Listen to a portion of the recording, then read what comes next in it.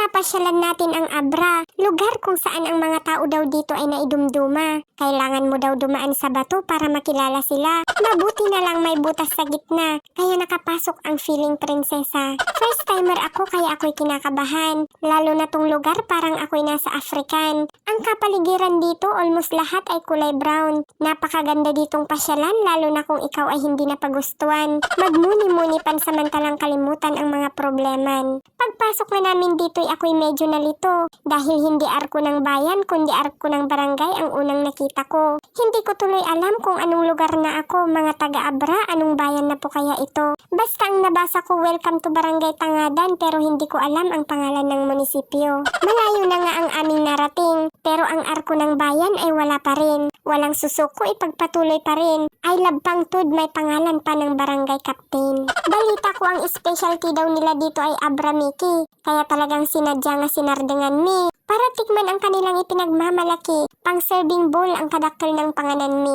Siguradong super mabubusog ang aming mga tami.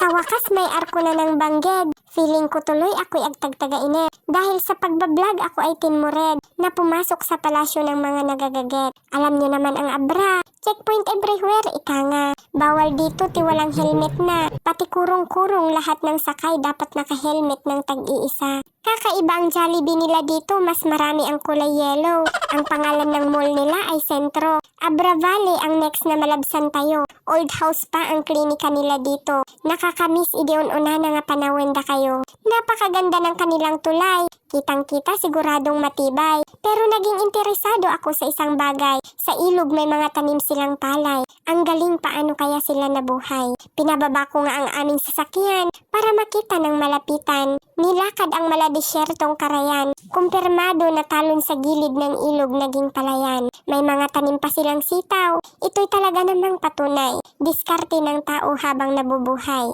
Nadaanan namin ang I Love Kanan. Hindi ko sigurado kung barangay o bayan. Basta ang way namin ay hindi kaliwa kundi sa kanan.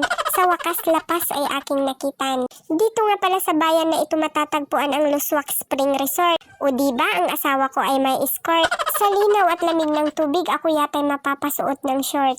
Ito na ang swimming pool na siguradong hindi ka iitim dahil ang tubig dito ay walang chlorine. Lahat ay galing sa ilalim. 100% pwedeng-pwede mo pa itong inumin. Sinubukan naming pumunta sa Abra Norte Road. Grabe, sobrang ganda, hindi ka maboboard. Relaxing na gadunga turturod. Ang view ay para kang nasa abroad. Highly recommended na pag-road tripan nyo ng mga barkada o kagroup. Pasensya po province ng Abra. Hindi ko napasyalan lahat ng bayan dahil hindi kagaya sa sur at norte ang daan. Parang bulaklak, kailangan sa gitna mo lagi umpisahan para maikot ang iba't ibang bayan. I'll try to be back pag may time.